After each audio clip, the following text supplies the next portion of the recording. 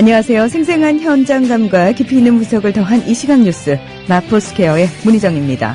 이 마포스퀘어 1부에서는 현재 가장 이슈가 되고 있는 정치와 경제 뉴스 전해드리고 있는데요. 1월 28일 화요일 마포스퀘어 1부 양정대 기자의 정가 이모저모로 시작합니다. 500원으로 즐기는 나만의 커피.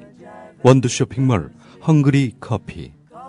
최정상급 로스터가 1년 이하 최고급 뉴크롭 생두를 로스팅해 즉시 배송해드립니다. 대량 구매 시 가격이 할인됩니다. 검색창에 헝그리 커피를 검색하세요. 헝그리커피.com. 헝그리 커피에서 원두를 구매하시는 분들께는 차량용 국민TV 스티커 2매를 함께 보내드립니다. 한국일보 양정대 기자 연결돼 있습니다. 안녕하십니까? 네, 안녕하세요. 네. 여권 내 친박 주류와 비주류 간의 권력 투쟁이 서서히 달아오르는 건가요? 오늘은 김문수 경기지사가 친박 주류를 향해 직격탄을 날렸네요. 예, 그렇습니다. 오늘 아침에 김문수 경기지사가 예정에 없던 기자 간담회를 자청을 했습니다. 그 자리에서 청와대만 쳐다보는 당은 소용없다. 이렇게 친박 주류가 지금 당을 운영을 하고 있죠. 이 당권을 갖고 있는 친박 주류 진영을 향해서 아주 쓴소리를 했는데요. 네. 여당이 대통령에 대해서 바른 소리를 하지 못하는 건 문제다. 비판할 때는 비판해야 하는 것 아니냐. 이런 얘기를 했습니다. 며칠 전에 김문수 지사가 박근혜 정부 1년 동안 박근혜 대통령이 취임 첫 해 굉장히 중요한 시기에 허송세월 했다. 이 얘기를 두고 어제 친박 주류의 대표격이죠. 대표 선수라고 할 수 있는 서청원 의원이 자해행위다. 안에서 총질하면 안 된다. 이런 류의 비판을 했다고 제가 전해드렸었는데요. 네. 이 같은 비판에 대해서 아주 불편한 심기를 노골적으로 드러낸 겁니다.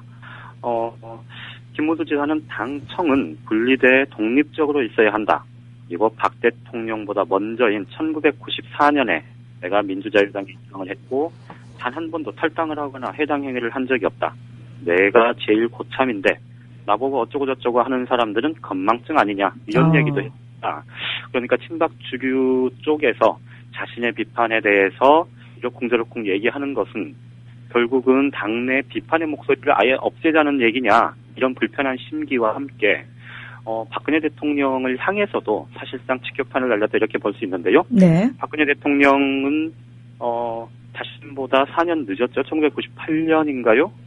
그 재보궐선거를 통해서 이제 입당을 했었고. 그렇죠. 그리고 중간에 한번 대선 후보 경선 과정을 거치면서 한번 탈당을 해서 그 미래연합이죠. 네, 미래연합인가요? 네네. 그거 만들어서 뭐 탈당을 한 적도 있었잖아요. 그러니까 그런 것에 비하면 나는 정말로 당의 적자다. 뭐 이런 얘기를 한 거죠.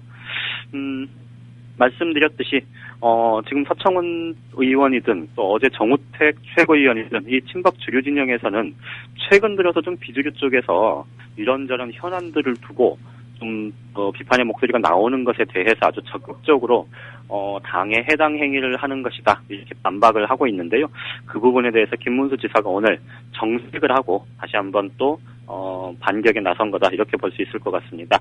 김문수 지사는 최근 정치권의 가장 뜨거운 현안 중에 하나인 정당공천제 폐지 문제를 두고도 이거는 이미 정치적으로 합의됐고 국민들이 다 알고 있는 일인데 이 공천 폐지를 번복하는 것 정말 개탄스럽지 않을 수 없다 이런 얘기도 했는데요. 네. 어쨌든 김문수 지사도 이제 올해 지방선거에 3선 도전은 하지 않겠다 이렇게 공식적으로 얘기를 한 이후에 지금 자신의 행보를 사실 대권까지 지금 멀리 보고 있다면 어쨌든 당에 다시 한번 들어와서 좀 뿌리를 내리고 안착을 해야 되지 않겠습니까? 네네. 이 부분에 대해서 서서히 좀 정적인 입지를 다지는 기지개를 켜고 있는 그런 모습이라고 봐야 될 것 같습니다. 네, 김문수 지사가 하는 말이 틀린 말은 없습니다만 사실 그동안의 행보를 좀 봤을 때 다 불순한 의도가 너무 많이 보여서요. 예. 예.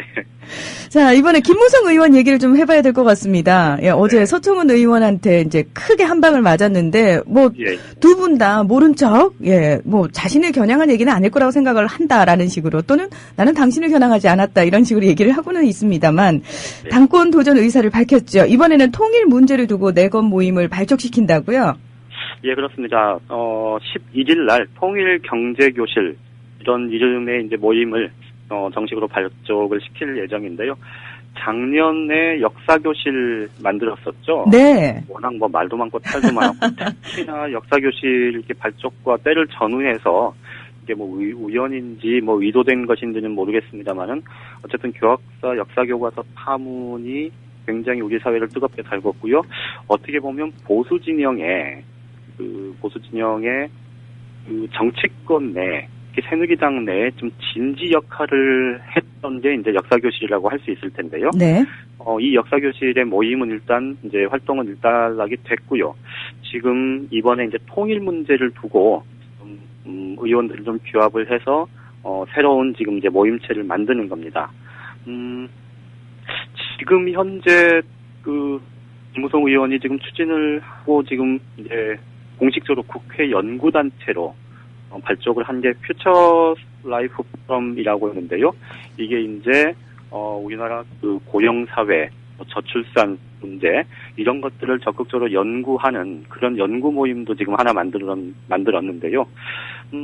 김무성 의원의 이 같은 행보 사실상 좀 보면 해석의 뭐 여지는 많이 있겠습니다만은 어쨌든 전반적으로 보면 큰 꿈, 대권을 좀 염두에 둔 아주 차근차근 행보를 밟아나가는 것 아니냐 이런 해석이 충분히 가능할 것 같습니다. 네. 역사교실 같은 경우는 앞서 말씀드렸듯이 자신의 새 과시 역할도 했었죠. 뭐 현역 의원만 100명 가까이 참여를 했었으니까요. 여기다가 말씀드렸듯이 그 역사 교과서 파동을 거치면서 이 보수 진영의 정치권 내 여의도 진지 역할을 충분히 수행을 했었고요. 그래서 역사교실 같은 경우는 사실상 박근혜 대통령이 자신의 절대 지지층 30%, 35% 정도의 절대 지지층을 기반으로 해서 이 대권을 거머쥐었던 그 모델을 따라서 좀 보수 진영 내에 자신의 충성파 지지층을 만들기 위한 뭐 기초 작업 아니었느냐 이런 해석이 가능할 것 같고요.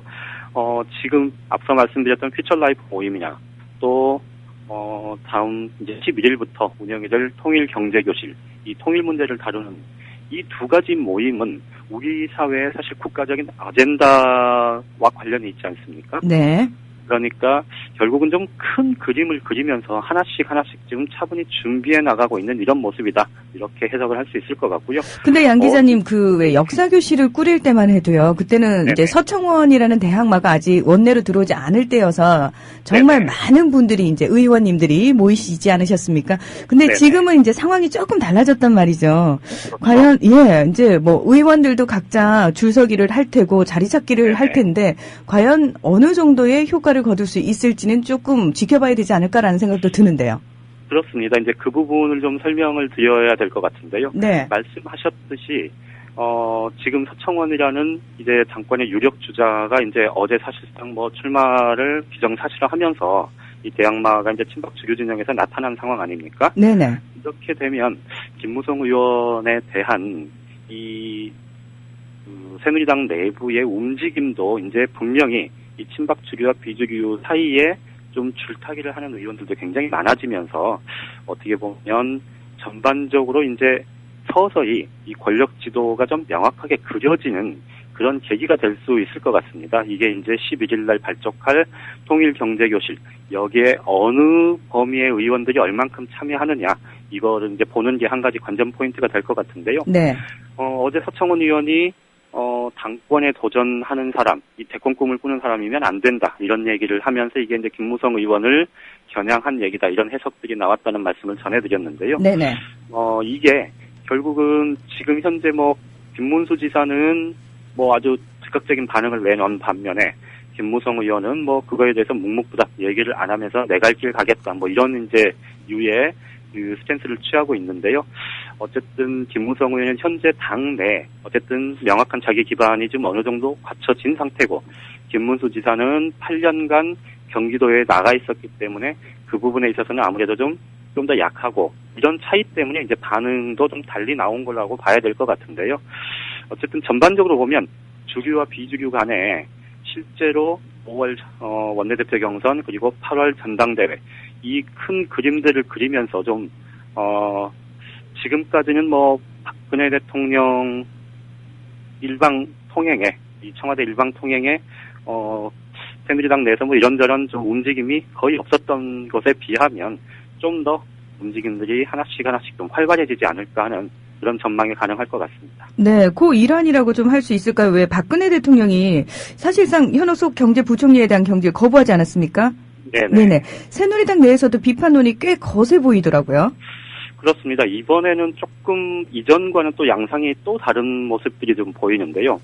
현옥석 경제부총리에 대해서 뭐 대체적인 이제 평가가 어제 박근혜 대통령이 한 얘기를 두고 이제 옐로 카드를 꺼낸 거다 이렇게 얘기들을 하지 않습니까? 네. 그런데 그 얘기는 뒤집어서 보면 어쨌든 옐로 카드 한 번으로 퇴장당하는 경우는 없으니까 이게 결국은 경질 요구를 이번에는 경질하지 않겠다는 뜻을 분명히 한 것 이렇게 해석을 하는 게 맞을 것 같아요. 이게 이제 여론에 밀려서 또 새누리당 내에서 여권 내에서도 경질설이 나오는 것에 등 떠밀려서 하는 그런 대각은 나는 안 한다라는 기존의 그 인사에 대한 좀 어떻게 보면 좀 고집스러운 그 모습을 다시 한번 반복했다 이렇게 봐야 될 것 같고요. 네. 실제로 새누리당 내에서 지금 공개적으로 경질을 요구했었던 김상민 의원 같은 경우는 오늘도 민심의 나침반에 심각한 문제가 생긴 거다. 이 민심의 레이더가 고장난 것이다. 이렇게 아주 강도 높게 비판을 했습니다. 정우택 최고위원 앞서도 말씀드렸습니다만 최근 비주류 진영의 비판 목소리에 대해서 자해적인 발언이다. 이렇게 얘기를 한 데 대해서도 곪고 아픈 구석이 있으면 수술을 받으러 가야 된다. 집권 여당이 수술 받으라고 하는 것을 자해한다. 이런 식으로 태도를 갖는 것은 옳지 못하다. 이런 얘기도 했는데요. 실제로 사석에서 그 비주류 초재선들 의원들을 만나보면 굉장히 좀 이번 현옥석 문제 포함해서 최근에 좀 너무 청와대가 일방적으로 나가는 것 아니냐, 당의 목소리를 너무 무시하는 것 아니냐 이런 불만들이 좀 꽤 많습니다. 네네. 그런데 이제 아까 제가 말씀드렸을 때 처음에 이전과는 좀 다른 양상이라고 얘기를 드린 이유가 있는데요. 이게 그동안에 사실 우리 정치사에서 대부분의 정치 쇄신, 정풍운동이라고까지 뭐 거창하게 얘기할 거는 없습니다만은 어쨌든 그런 흐름들이 형성되는 그 직접적인 계기를 만든 사람들이 대부분 초재선 의원들입니다. 네. 그러니까 뭐 시쳇말로 뭐 정치에 닳고 단 사람들이 그런 걸 주도한다는 건 사실상 어려운 일 아니겠습니까? 네네. 그런 부분들이 사실 19대 국회 들어서 새누리당 내에서는 그런 게 사실상 전무했다고 해도 과언이 아닌데 최근 들어서 좀 그런 움직임들이 하나씩 둘씩 지금 눈에 띄기 시작한다는 겁니다. 물론 이번 같은 경우도 뭐 김상민 의원이나 김용태 의원이나 이런 의원들의 공개적인 비판 발언들이 뭐 찻잔 속의 태풍으로 끝날 가능성도 뭐 없잖아 있겠습니다만은 어쨌든 공개적으로 초재선 의원들이 친박 지도부의 일방적인 여론에 대한 민심을 좀 따라가지 못하는 이런 행태에 대해서 비판적인 견해들을 좀 공개적으로 막 드러내고 있다는 건 진짜 이 부분은 좀 한 가지 주목을 해서 봐야 될 것 같고요. 그 다음에 어제도 계속 전해드렸습니다마는 이 비주류의 중진급들, 최근에 이재호 의원도 개헌 문제나 기초공천 문제가 오랬죠. 김문수 지사도 박근혜 대통령에 대한 비판이나 기초공천 문제로 그렇죠. 또 정몽준 의원이나 이런 움직임도 그렇죠. 전반적으로 중진 의원들도 점차 지금 자신의 정책 입지하고도 관련이 돼 있겠습니다마는 자기 목소리를 내기 시작하는 이 기지개를 켜는 움직임이 있단 말이죠. 네. 이게 이제 전반적으로 좀 하나로 모아질지 비주류의 구심이 없기 때문에 아직까지는 명확한 구심이 안 보인다 이런 지적들을 많이 하지만 이게 좀 어떤 하나의 큰 흐름으로 형성될 가능성이 이미 이제 대두됐다. 그리고 더더군다나 원내대표 경선과 8월에 있을 전당대회는 당의 큰 권력이 한번 교체되는 시기이기 때문에 이 비주류의 움직임이 얼만큼 조직화되면서 하나의 좀 큰 흐름으로 형성될지 이거는 좀 서서히 기지개는 켜 있는 것 같다 이렇게 말씀을 드릴 수 있을 것 같고요. 청취자분들도 그 큰 흐름이 좀 형성되는 그 과정을 좀 지켜보고 의미를 부여해보는 것도 괜찮을 것 같습니다. 네. 적어도 상식이 있는 사람들이 있기는 있어야겠죠. 예. 그 기대를 저희가 좀 초재선 의원들에게 해봅니다. 네. 양 기자님, 오늘은 여기까지 듣겠습니다. 연휴 잘 보내시고요. 다음 주 월요일에 뵙겠습니다. 고맙습니다. 네, 고맙습니다. 한국일보 정치부 양정대 기자와 정가 이모저모 함께 이야기해봤습니다.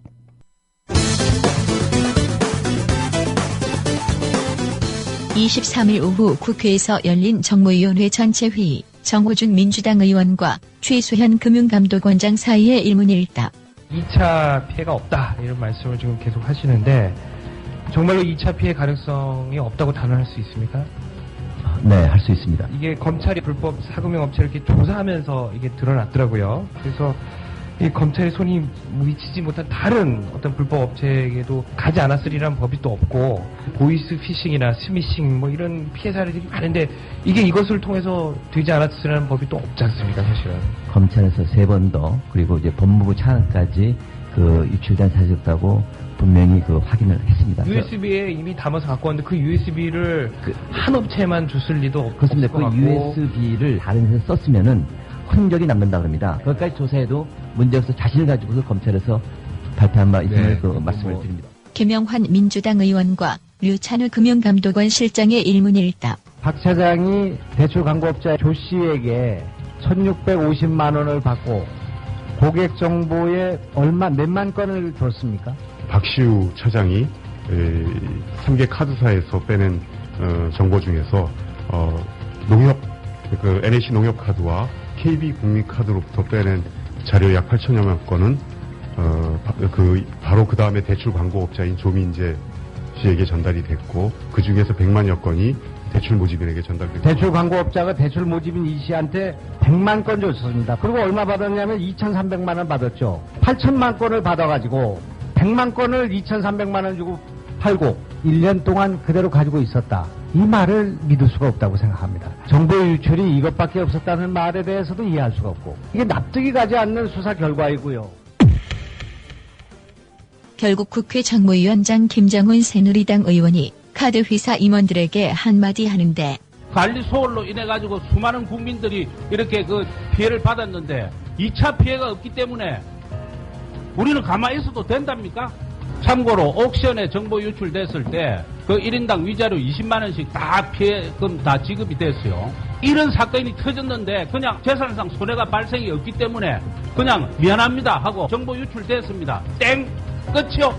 그러자 카드사별로 고객에게 어떤 보상을 할 것인지 대책을 내놓는데 먼저 KB 국민카드. 저희는 그 직접적인 피해가 났을 때는 그 정신적 직접적 피해에 대해서 판례가 허용하는 법 테두리 안에서 최대한 보상하도록 하겠습니다. 최대한 보상하겠다. 그렇다면 롯데카드는 적극적으로 검토를 하고 있습니다. 예를 들면 지금 SMS 무료 서비스는 지금 이미 시행에 들어갔고요. 우선 조치긴 하겠지만 SMS 무료 서비스를 하겠다. 그렇다면 NH농협카드는 저희 NH카드에서는 고객들이 그다음 정신적 피해를 입고 불안한 그런 점을 감안해서 지금 자체적으로 어떤 카드 고객에 대해서 할인하는 그런 사안 행사라든지 그런 계획을 지금 수립 중에 있습니다. 그냥 땡! 끝이요. 그냥 땡! 끝이요. 음원은 국회 방송에서 발췌했습니다.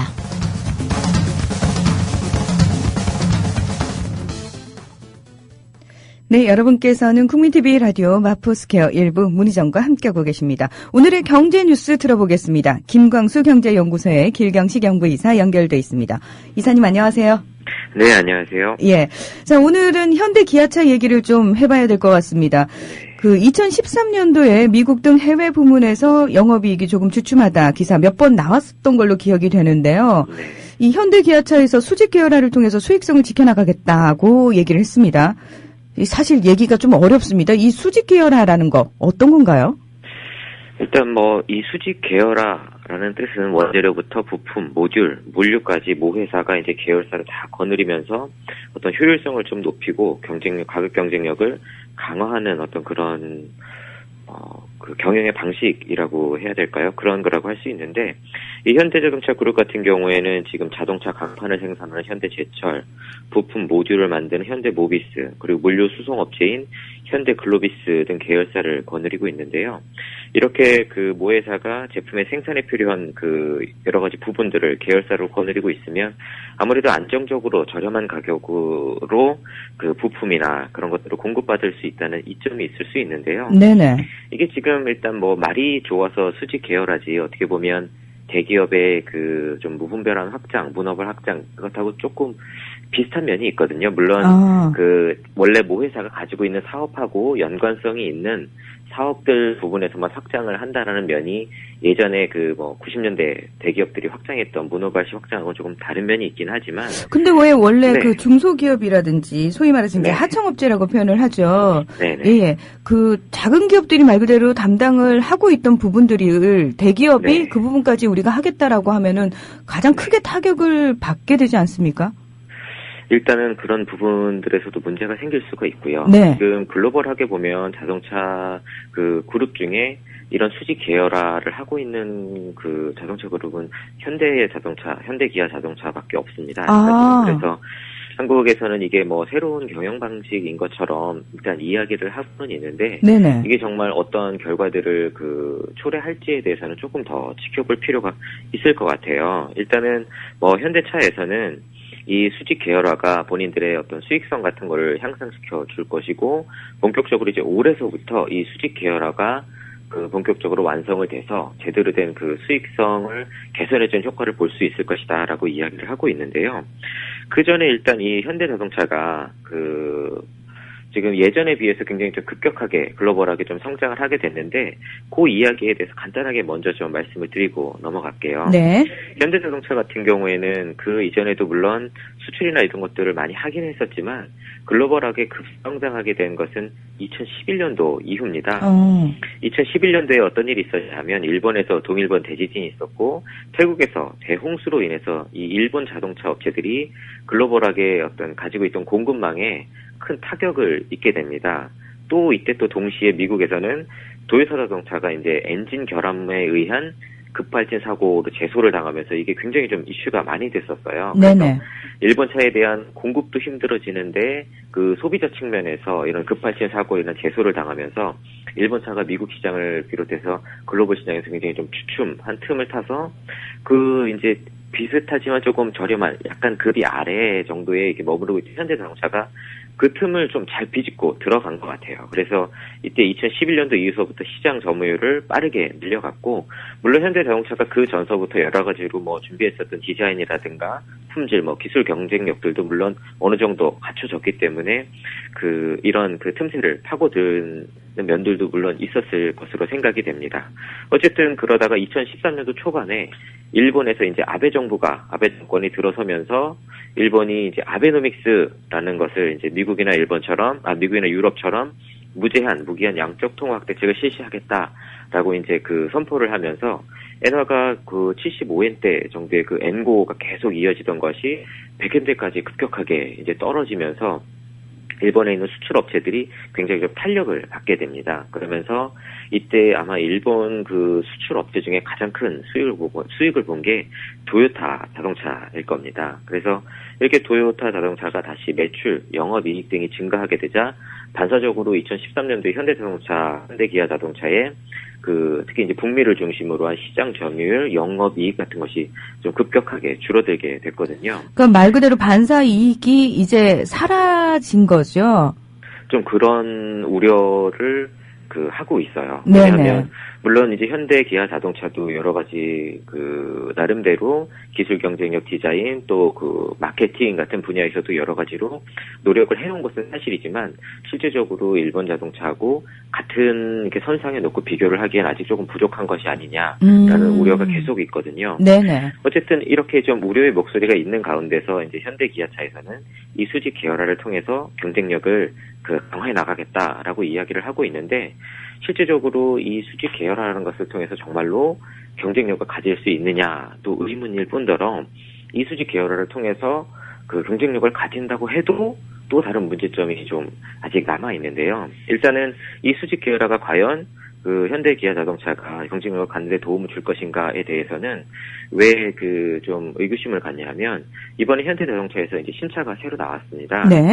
근데 이 신차가 그 전까지는 같은 모델의 강판을 포스코에서 계속 공급을 받았었어요. 근데 이번에 현대제철하고 현대 하이스코 쪽에서 이제 강판을 공급받게 되면서 그 자동차 업계에서 그 신차에 대해서 분석을 한 결과 자동차 중량이 100kg 이상 증가를 하게 됐고 그 안에 어떤 품질 같은 것도 이전 모델보다도 더 떨어지는 것으로 나오고 있거든요. 신차인데도 네. 그렇다 보니까 연비가 오히려 이전 모델보다도 더 안 좋아지고 경쟁 모델들하고 비교해서도 더 오히려 격차가 좁혀진 것이 아니라 격차가 더 넓어졌거든요.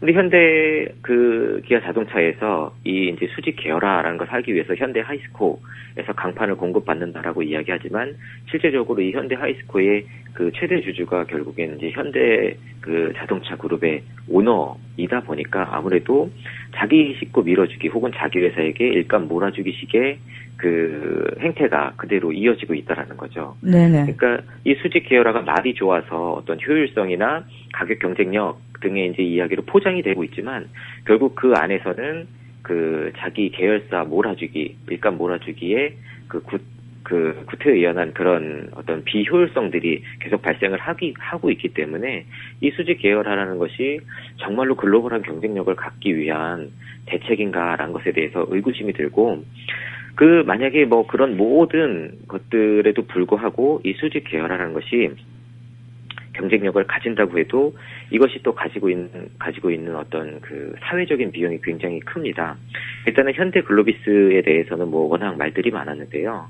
실질적으로 이 현대 글로비스라는 회사가 그 현대 자동차 그룹의 어떤 자산을 상속하기 위한 수단으로서 세워졌고 그게 실제적으로 굉장히 적은 비용으로 현대자동차 그룹의 자산의 굉장히 많은 부분을 이제 이전을 했다라고 이야기가 되고 있거든요. 네. 더군다나 아까도 말씀하신 것처럼 이게 그 주변의 다른 중소기업들한테도 굉장히 큰 타격으로 작용을 하고 또 이게 그 지주회사 방식이 아니라 그냥 그 계열사를 계속 늘려가는 방식으로 하다 보니까 상호 출자라든지 또 순환 출자 같은 문제들도 여기에 같이 또 연관이 되어 있어서 이게 어떻게 보면 현대 기아차 그룹 그 자체로만 놓고 보면 어느 면에서 굉장히 기업 자체에겐 이득이 될 수도 있는 면이 많이 있는 것으로 보여지지만 이게 그 실제적으로 그 기술 경쟁력이라든지 글로벌 경쟁력 부분에서는 오히려 더 이게 안 좋은 그 방향으로 작용을 할 수도 있고 특히 사회적인 비용을 추가적으로 더 발생할 수 있다는 면에서 굉장히 좀 우려가 되는 부분이 있고 따라서 이런 수직 계열화를 통한 경쟁력을 어떻게 좀 제대로 발휘하기 위해서는 이에 대한 부작용들을 그 꼼꼼히 좀 체크를 해서 제도적인 어떤 대책들을 마련을 해야지만 그 제대로 된 이 수직 계열화를 통해서 경쟁력을 좀 갖춰갈 수 있지 않을까라는 생각이 좀 듭니다. 네, 며칠 전에 이사님께서 무조건 가격 경쟁력만으로 승부를 해서는 안 된다라는 얘기를 하셨던 게 생각이 나네요. 네. 예. 자, 오늘 경제뉴스 잘 들었습니다. 연휴 잘 보내시고요. 다음 주 월요일에 만나요. 네, 감사합니다. 네, 고맙습니다. 김강수 경제연구소의 길경식 연구이사로부터 오늘의 경제뉴스 들어봤습니다. 마포스퀘어 1부는 여기서 문을 닫겠습니다. 오늘 원래 이 작가 문희정의 라이벌이 찾아오는 날인데요. 내일 특집으로 3시부터 라이벌이 찾아오고요. 오늘은 박한용의 쌩얼 현대사가 3시 반부터 여러분을 찾아올 예정입니다. 함께해 주세요.